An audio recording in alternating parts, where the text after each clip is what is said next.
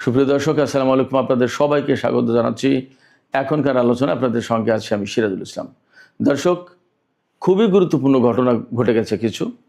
যেমন তুরস্ককে F-35 যুদ্ধ বিমান দেবে না আমেরিকা, মার্কিন কংগ্রেস আপত্তি তুলেছে। আমি প্রথম দিনেই কিন্তু বলেছিলাম যে ডোনাল্ড ট্রাম্প এই কথা বলেছেন, কিন্তু দেখা গেল 2 দিন পরে এ কথা ও কথা কংগ্রেস রাজি হচ্ছে না, ইত্যাদি ইত্যাদি নানান কথা বলে হয়তো তুরস্ককে F-35 যুদ্ধ বিমান দেবে না।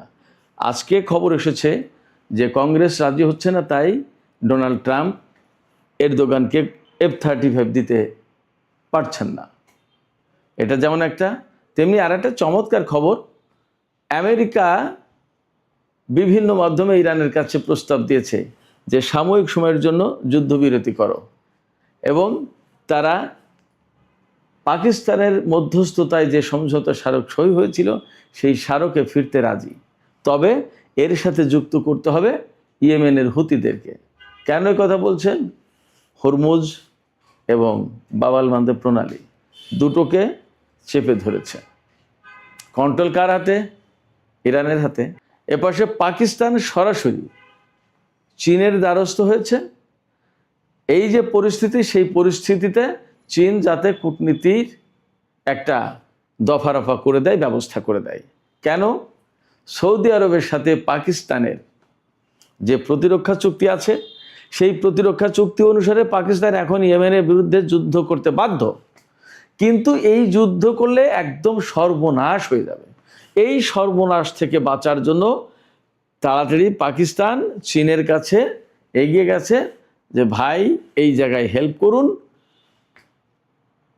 কূটনৈতিক ব্যবস্থা নিন, তা না হলে এই যুদ্ধে জড়ালে আমার মান মর্যাদা, অর্থনীতি, কূটনীতি, আন্তর্জাতিক অঙ্গনে গ্রহণযোগ্যতা সমস্ত সব কিছু শেষ হবে, বিশেষ করে মুসলিম বিশ্বে ভয়ঙ্কর সর্বনাশ হয়ে যাবে।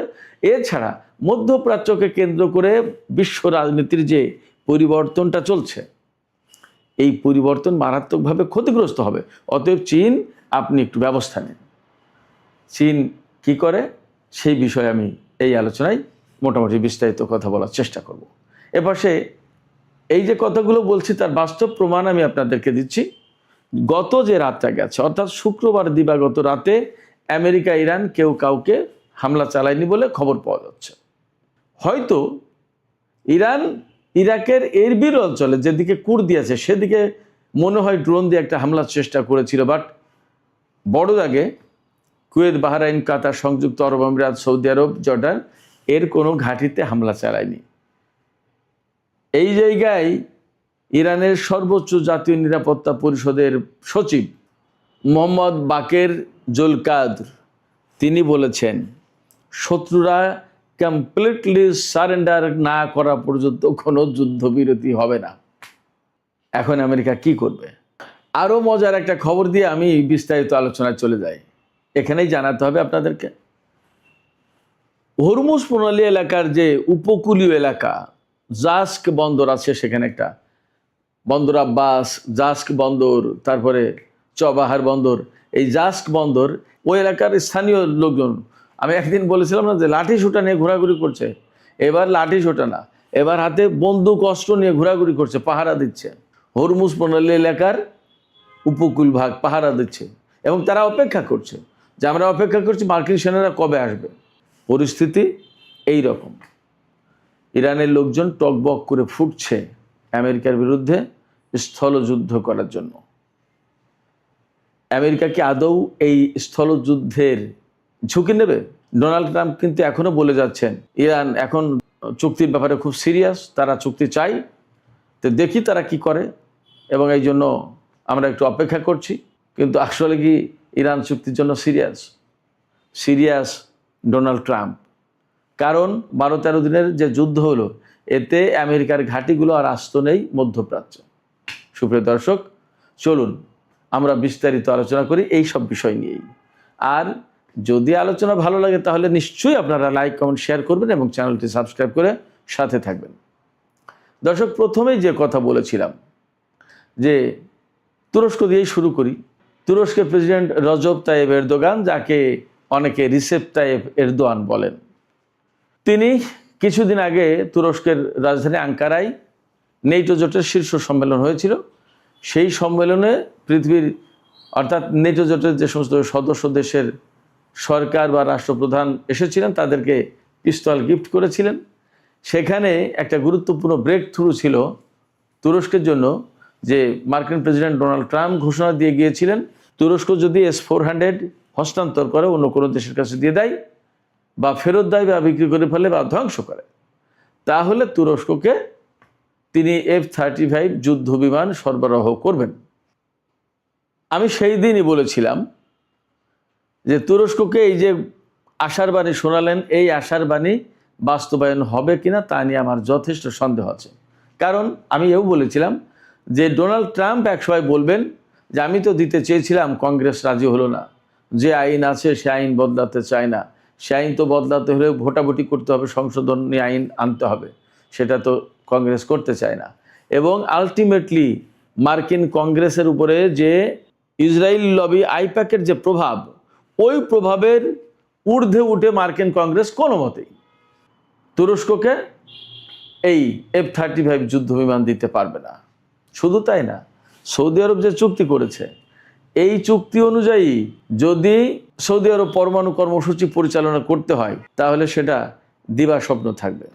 ওই যে বলেছে না যে ইসরায়েলকে স্বীকৃতি দিলে তার সাথে সম্পর্ক করলে তবেই মাত্র এই চুক্তি বাস্তবায়ন করা হবে। তার মানে আমেরিকা, বিশেষ করে ডোনাল্ড ট্রাম্পের প্রশাসন ইসরায়েলের এজেন্ডা নিয়ে বসে থাকে। ইসরায়েলের এজেন্ডা বাস্তবায়ন হবে তাহলে ডোনাল্ড ট্রাম্প আপনাকে সব কিছু দিয়ে দেবে। যেমন সংযুক্ত আরব আমিরাত, বাহরাইন ডোনাল্ড ট্রাম্পের বা ইসরায়েলের এজেন্ডা বাস্তবায়ন করেছে, ডোনাল্ড ট্রাম্প সব কিছু দিয়ে দিয়েছে তাদের। আপনি চান কি? অ্যামাজন, গুগল, আমি তো সব মনের রাখতে পারছি না, সব বলতে পারতেন, মানে যত যত বড় বড় প্রযুক্তির যত ডেটা সেন্টার, যত F-30, শুধু F-35 দেয়নি, F-16, F-15, কত কত কী লাগবে সব দিয়েছে। কি চাই দিয়েছে, শুধুমাত্র ইসরায়েলের এজেন্ডাটা আপনি গ্রহণ করবেন, আপনাকে দিয়ে দেবে আমেরিকা সব। ডোনাল্ড ট্রাম্পের প্রশাসনের অন্তত এটা নীতি। সেক্ষেত্রে ইসরায়েলের যতক্ষণ পর্যন্ত আপত্তি থাকছে যে তুরস্ককে F-35 যুদ্ধ বিমান দেওয়া যাবে না, ততক্ষণ পর্যন্ত মার্কিন কংগ্রেস তুরস্ককে F-35 দিতে পারবে না। যদি কোনোদিন ইসরায়েলের সাথে এই মাত্রায় সম্পর্ক নিতে পারে যে যেখান থেকে ইসরায়েলের চেয়ে তুরস্ককে বেশি বিশ্বাস করবে, সেই দিন শুধুমাত্র তুরস্ক F-35 যুদ্ধ বিমান পাবে, তার আগে না। সুপ্রিয় দর্শক, আমার কথাই আপনাদের দ্বিমত আছে কিনা? যদি দ্বিমত থাকে প্লিজ কমেন্ট করে জানাবেন। এবার আমরা ইরান মধ্যপ্রাচ্যের এই অঙ্গনে চলে আসি। মার্কিন প্রেসিডেন্ট ডোনাল্ড ট্রাম্প বলেছেন যে ইরান খুব সিরিয়াস, এখন একটা চুক্তি চাই তারা। এই চুক্তিটা করার জন্য নতুন করে অনেক কিছু ভাবতে হচ্ছে, কিন্তু দেখি তারা কি করে, কত দূর যায়। তবে আমরা হুতি যে হামলা চালিয়েছে সৌদি আরবের উপরে, এটার জন্য ইরানকে দায়ী করছে এবং ইরানকে এর পরিণতি ভোগ করতে হবে, হামলা চালাবো, এটা সেটা বহু কিছু বলেছে। কিন্তু বাস্তবতা হচ্ছে যে গত 12-13 দিনের যে যুদ্ধটা হলো, এই যুদ্ধে ইরান এবার যা করেছে সেটা হচ্ছে মধ্যপ্রাচ্যের মার্কিন যত ঘাঁটি ছিল সমস্ত ঘাঁটিতে একেবারে বেছে বেছে বড় বড় জায়গায় হামলা চালিয়েছে। যেসব জায়গার প্রযুক্তিগুলো ধ্বংস করে দিলে আমেরিকার আর নড়াচড়ার কোনো উপায় থাকে না, সেই কাজ করেছে বেছে বেছে। আমরা ছোটোবেলায় বিলে মাছ ধরতে গেলে ছোট মাছ প্রথমে দেখতাম যে সবই ধরি, তারপরে দেখলাম যে বড় বড় মাছ যখন পাওয়া যাচ্ছে তখন ছোট মাছ বাদ দিয়ে কিন্তু বড় বড় মাছ ধরতাম। এটা স্বাভাবিক নিয়ম। ইরান এই 12-13 দিনের যুদ্ধে এই বড় বড় মাছ ধরেছে, রাঘব বোয়াল শিকার করেছে। কীরকম? ওই যে ঘাঁটিগুলোর বিমান, ড্রোন, হ্যাঙ্গার, রেডার সিস্টেম, ক্ষেপণাস্ত্র প্রতিরক্ষা ব্যবস্থা, এই সমস্তগুলো একদম সমানে ধ্বংস করেছে। মার্কিন সেনা কিন্তু মারেনি, তারা এদেরকে দৌড়ের উপর রেখেছে, ভয়ের উপরে রেখেছে, ব্যাপকভাবে ভয় পাচ্ছে তারা। সিস্টেম ধ্বংস। এমনকি সামাজিক মাধ্যমে এমন খবর বেরিয়েছে, গত পরশু রাতে ইরানের উপকূলীয় অঞ্চলে এবং উত্তরাঞ্চলে কাস্পিয়ান সাগরে বন্দর আনজারি নামে একটা বন্দর আছে, ওই বন্দরে হামলা চালিয়েছে আমেরিকা। বলা হচ্ছে এই সমস্ত হামলায় আমেরিকা B-1 বোমারু বিমান ব্যবহার করেছে। এবং সামাজিক মাধ্যমে কেন যেন খবরটা ছড়িয়ে পড়েছে, আই ডোন্ট নো, যে ইরান একটি B-1 বিমান ধ্বংস করেছে। আমি বলছি না যে নিশ্চিত খবর, বাট ছড়িয়ে পড়েছে। আসলে সত্য মিথ্যা আমি জানি না, এখনও স্বাধীনভাবে যাচাই করা যায়নি, বাট এই খবরটা এই ভিডিও ফুটেজে ছড়িয়ে পড়েছে, হতে পারে AI দিয়ে। কিন্তু একটা কথা নিশ্চিত থাকুন, ইরানের যে হামলা, এই ইরানের হামলায় আমেরিকা নাস্তানাবুদ হয়েছে, ভীষণভাবে সংকটের মুখে পড়েছে, মারাত্মকভাবে চাপের মুখে পড়ার কারণেই শুধুমাত্র গত রাতে হামলা বন্ধ করেছে, নতুন করে চুক্তিতে ফিরতে চাই, নতুন করে যুদ্ধবিরতি চাই। ইরানের কাছে এখন যুদ্ধবিরতির জন্য একরকমের তারা অনুরোধ করছে। আগের বার তা হয়েছিল, এখন তাই করছে। এই জায়গা থেকে কাতার আহ্বান জানিয়েছে যে পাকিস্তানে যে ইসলামাবাদ সমঝোতার স্মারক সই হয়েছিল পাকিস্তানের উদ্যোগে, বিশেষ করে সেই সমঝোতার স্মারকে ফিরতে হবে দুই পক্ষকে, কাতার বলছে। পাকিস্তান তো বলছেই, পাকিস্তানের পররাষ্ট্রমন্ত্রী ইসহাকদার গতকাল সাংহাই সহযোগিতা সম্মেলনে গিয়েছিল, সেখানে ইরানের পররাষ্ট্রমন্ত্রীর সাথে কথা বলেছে, সেখানে রাশিয়ার পররাষ্ট্রমন্ত্রী ছিলেন, চীনের পররাষ্ট্রমন্ত্রী ছিলেন, সবার সাথে কথা হয়েছে এবং নতুন করে কূটনৈতিক উদ্যোগের কথা বলছেন। এবং এই জায়গা থেকে পাকিস্তান চীনকে একদম আনুষ্ঠানিকভাবে অনুরোধ করেছে ভেতরে ভেতরে যে আপনারা একটু দয়া করে আসুন, উদ্যোগী হন। আপনারা যেহেতু প্রভাবশালী দেশ, বড় দেশ, আপনাদের সাথে আমেরিকারও সম্পর্ক আছে, অর্থনৈতিক সম্পর্ক ইরানেরও আছে। সেক্ষেত্রে ইরানকেও বলুন, আমেরিকাকেও বলুন, যাতে সমঝোতার স্মারক অনুযায়ী একটা সমাধান করা যায়। মধ্যপ্রাচ্য তা না হলে সর্বনাশ হয়ে যাচ্ছে। এবং এখানে সৌদি আরব আর ইয়েমেনের ভিতর যেহেতু বড় রকমের সংঘাত শুরু হয়ে গেছে এবং পাকিস্তানের সাথে সৌদি আরবের নিরাপত্তা চুক্তি আছে, এই নিরাপত্তা চুক্তি অনুসারে পাকিস্তান সৌদি আরবের পক্ষে যুদ্ধ করতে বাধ্য। এই অবস্থায় পাকিস্তান পড়েছে মহাবিপদে। ইরানের সাথে তার সম্পর্ক, এই যুদ্ধে জড়িয়ে গেলে বেলুচিস্তান নিয়ে আর এক সংকট তৈরি হবে, ইরানের সাথে সংকট তৈরি হবে, সম্পর্কের অবনতি ঘটবে, বেলুচিস্তান নিয়ে সংকটে পড়বে, ইসরায়েল ভারত এখানে অ্যাক্টিভ হয়ে যাবে, বেলুচিস্তানের স্বাধীনতা ঠেকানো মুশকিল হয়ে যাবে, গোয়াদার বন্দর চলে যাবে, চীনের অর্থনীতি ঝুঁকির মুখে পড়বে, চীনের সাথে পাকিস্তানের সম্পর্ক খারাপ হবে, মুসলিম বিশ্বে পাকিস্তানের অবস্থা ভয়ঙ্কর খারাপ হবে, মুসলিম বিশ্বে মারাত্মক রকমের বিভেদ সৃষ্টি হবে, অনেক কিছু। পাকিস্তান একা যদি যুদ্ধে জড়িয়ে যায় তাহলে এই অনেকগুলো সংকট তৈরি হবে। এই অবস্থায় পাকিস্তান চীনকে বলেছে যে আপনারা একটু সাহায্য করুন, এই কূটনৈতিক উদ্যোগ নিয়ে দুই পক্ষকে একটা শান্তির দিকে আনা যায় কিনা সেই চেষ্টা করুন। এবং চীনও দেখছে যে তার তো অর্থনৈতিক চাপের মুখে, বাব আল মানদেব প্রণালী, হরমুজ প্রণালী বন্ধ হয়ে গেলে চীন তো প্রতিদিন প্রায় 60-65 লাখ ব্যারেল তেল এই মধ্যপ্রাচ্য থেকে নেয়। এখন এগুলো বন্ধ হয়ে যাচ্ছে, চীনের অর্থনীতি তো ঝুঁকির মুখে পড়েছে। এই অবস্থায় চীনও হয়তো একটা উদ্যোগী হবে। সবচেয়ে বড় কথা, এখানে আমেরিকার প্রয়োজনটাও কিন্তু কম না। আমেরিকার হাতে আর অস্ত্র আছে সাকুল্যে 4 সপ্তাহ থেকে 1 মাস যুদ্ধ চালাতে পারবে তারা, এরকম রিপোর্ট আছে। তাদের তেলের দাম যে পর্যায়ে গেছে তাতে আমেরিকার অর্থনীতিও চাপের মুখে, সেখানে তেলের দাম প্রচুর বেড়ে গেছে, সারা বিশ্বে বেড়েছে, মারাত্মক অনিশ্চয়তা তৈরি হয়েছে। গত 40 দিনের যুদ্ধের সময় তেলের যে অনিশ্চয়তা তৈরি হয়েছিল তার চেয়ে এখন অনেক বেশি মারাত্মক অবস্থা। কারণ আগেরবার হরমুজ প্রণালীর প্রবলেম ছিল, এবার হরমুজ প্রণালী বা বাব আল মানদেব প্রণালী দুটোই সংকটে, দুটোই বন্ধ এবং রীতিমতো দুই জায়গায় যুদ্ধ চলছে। অতএব বিশ্ব অর্থনীতি কলাপস করবে। হরমুজ প্রণালীর যেমন কন্ট্রোল ইরানের হাতে নিয়েছে, তেমনি বাব আল মানদেব প্রণালীর কন্ট্রোল ইয়েমেনের হুতিদের হাতে। আর এই ইয়েমেনের হুতিরা বেসিক্যালি নিয়ন্ত্রিত হয় ইরানের মাধ্যমে। সেক্ষেত্রে এখানে যদি ইরানের সাথে চুক্তি না করা হয় তাহলে কারোর কোনো উপায় নেই। ইরানকে যেভাবে আসলে চিন্তা করেছিল আমেরিকা, আসলে টোটাল হোমওয়ার্ক না করেই তারা যুদ্ধে জড়িয়ে গেছে। সেই কারণে এখন ইরানের সাথে যুদ্ধ করতে এসে দেখে যে মহাবিপদ। একবার হরমুজ আটকে দেয়, একবার বাব আল মানদেব প্রণালী আটকে দেয়, একবার মধ্যপ্রাচ্যের ঘাটি মাটি সব তছনছ করে দেয়। এখন পরিস্থিতি এমন, আমেরিকার সামনে শ্যাম রাখি না কুল রাখি এই পরিস্থিতি। এই পরিস্থিতিতে যদি নতুন করে যুদ্ধবিরতির দিকে না যায় তাহলে মহাসংকটে চীনের অর্থনীতি, মহাসংকটে পাকিস্তান, মহাসংকটে সৌদি আরব, মহাসংকটে আমেরিকা। এই অবস্থায় ইরানকে রাজি খুশি করাতেই হবে। কিন্তু ইরানকে রাজি খুশি করাতে গেলেই কি হবে? এত সহজেই তারা কি ছেড়ে দেবে? না।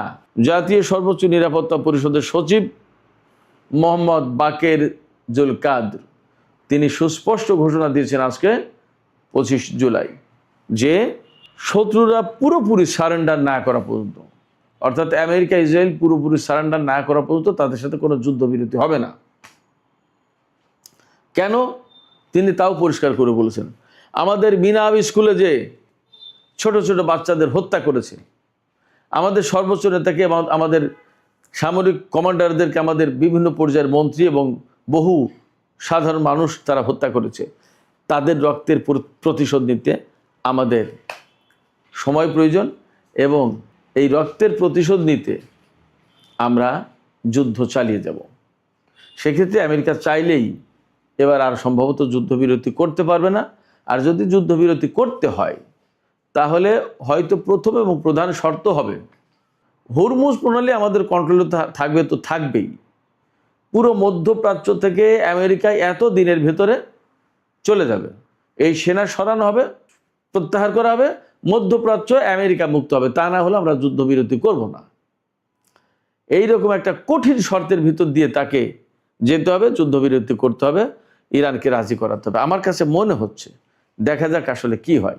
আর এর বিকল্প আর একটা আছে, ওই যে মধ্যপ্রাচ্যে 100 অন্তত রিফিলিং ট্যাঙ্কার এনেছে, তার মানে ইরানকে তামা করে দেবে। কিন্তু ইরানকে তামা করে দিতে গেলে এই অঞ্চলে মার্কিন ঘাঁটি তো একটাও থাকবে না। ইরানের যা মনোভাব এবং ইসরায়েলের অস্তিত্ব থাকবে কিনা সন্দেহ আছে। সেই জায়গা থেকে আমেরিকা এই ধরনের বড় হামলার দিকে যাবে কিনা সেটা ভাববার বিষয়। এই জায়গা থেকে আমার মনে হচ্ছে যে আমেরিকা এবং অন্যরা প্রচণ্ডভাবে মরিয়া হয়ে উঠেছে ইরানকে আবার নতুন করে যুদ্ধবিরতির দিকে যেতে।